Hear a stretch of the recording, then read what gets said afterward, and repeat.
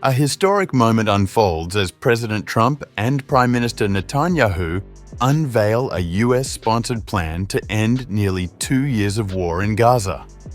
The proposal calls for a ceasefire, hostage releases, phased Israeli withdrawal, and Hamas disarmament under international supervision. But questions linger. Will Hamas accept? And what of Palestinian statehood? The fate of Gaza hangs in the balance as the world watches this high-stakes gamble for peace.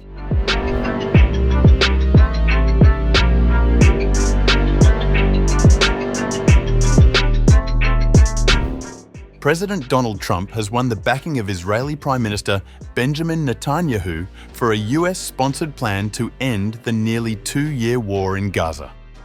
The proposal, unveiled at the White House, outlines a ceasefire, the release of hostages in exchange for Palestinian prisoners, a phased Israeli withdrawal, and Hamas disarmament under an internationally supervised transitional administration. Trump, speaking alongside Netanyahu, said the two leaders were very close to an agreement. He added that Israel would have full American support to act if Hamas rejects the plan. And it means the immediate end to the war itself, not just Gaza. It's the war itself. Under the plan, Arab and Muslim countries have committed, and in writing in many cases, but I actually would take their word for it. The people I mentioned, I'd take their word for it, to demilitarize Gaza, and that's quickly. Decommission the military capabilities of Hamas and all other terror organizations. Do that immediately. And we're relying on the countries that I named and others to deal with Hamas. And I'm hearing that Hamas wants to get this done too, and it's a good thing. Working with the new transitional authority in Gaza, all parties will agree on a timeline for Israeli forces to withdraw in phases. They'll be withdrawing in phases. But I hope that we're going to have a deal for peace. And if Hamas rejects the deal, which is always possible, they're the only one left. Everyone else has accepted it. But I have a feeling that we're going to have a positive answer. But if not, as you know, Bibi, you'd have our full backing to do what you would have to do. Everyone understands that the ultimate result must be the elimination of any danger posed in the region, and that danger is caused by Hamas. Meanwhile, Netanyahu responded that the proposal meets Israel's war aims, citing the return of hostages, the dismantling of Hamas's military capability, and guarantees that Gaza will not threaten Israel again. I support your plan to end the war in Gaza, which achieves our war aims.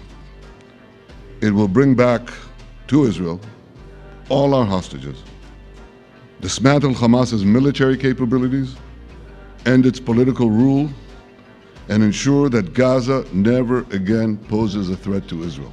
Your plan is consistent with the 5 principles my government set for the end of the war and the day after Hamas.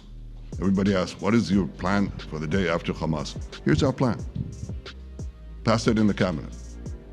All our hostages, both those who are alive and those who died, all of them will return home immediately.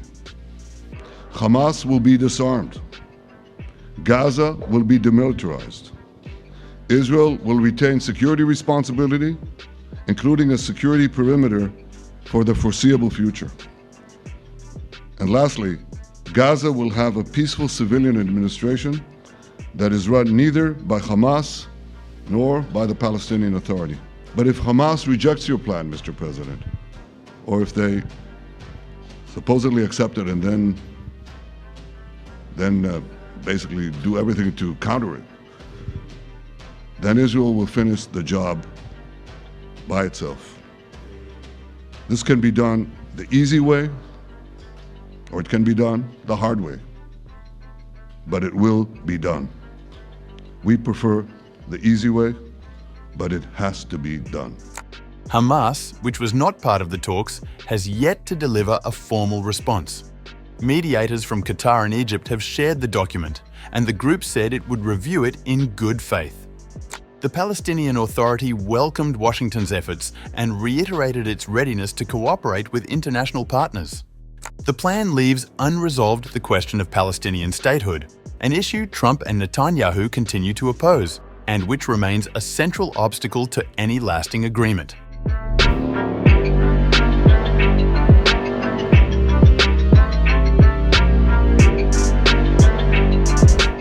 President Trump has revealed a 20-point peace plan aimed at ending the war in Gaza and setting the stage for a future built on stability and reconstruction. The plan begins with calls for Gaza to become a terror-free, de-radicalized zone, safe for its people and neighboring countries. If both Israel and Hamas accept the terms, fighting will halt immediately and Israeli troops will withdraw to the agreed-upon positions. A key provision requires Hamas to release all hostages, both living and deceased, within 72 hours. In exchange, Israel will free 250 prisoners serving life sentences and 1,700 Gazans, including women and children detained since October 2023. Remains will also be exchanged, one Israeli for every 15 Gazans. Hamas members who surrender weapons and embrace peaceful coexistence gain amnesty and safe passage out of Gaza if they wish. As per the plan, humanitarian aid, administered by the United Nations and neutral agencies, will flow into Gaza to rebuild hospitals, infrastructure, and essential services. A technocratic Palestinian government will govern temporarily, supervised by an international board of peace led by President Trump and global partners. Hamas is barred from government, forced displacement is banned, and Israel is forbidden from annexing Gaza. The plan mandates the disarmament of all armed groups, the dismantling of tunnels, and the deployment of a multinational stabilization force. The plan says that Gaza's security will be guaranteed while rebuilding efforts offer a pathway to renewed Palestinian self-rule.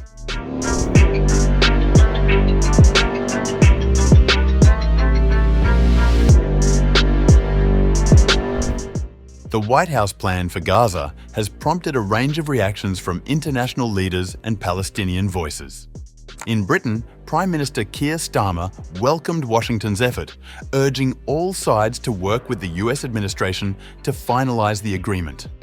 He called on Hamas to agree to the proposal, end the misery, and release all remaining hostages. We call on all sides to come together and to work with the U.S. administration to finalize this agreement and bring it into reality. Hamas should now agree to the plan and end the misery by laying down their arms and releasing all remaining hostages. From Gaza, Ismail al-Thawabta, who heads the Hamas government media office but does not speak for the movement's political leadership, criticized the initiative on social media. He argued that what he called Trump's plan was not a fair or objective solution, but an attempt to impose guardianship that legitimizes Israeli occupation and strips Palestinians of their rights. What is called Trump's plan to stop the war in Gaza does not represent a real, objective, or fair solution.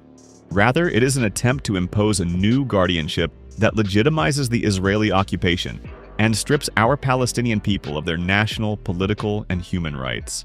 Any proposals that ignore these rights and treat Gaza as a demilitarized security entity under international administration are categorically rejected by the Palestinian national collective consciousness. Elsewhere, leaders in Saudi Arabia, Jordan, the United Arab Emirates, Qatar, Egypt, and Turkey voiced cautious support and signaled readiness to cooperate. Diplomats in Europe described the plan as credible, though its future depends on Hamas's response and regional mediation.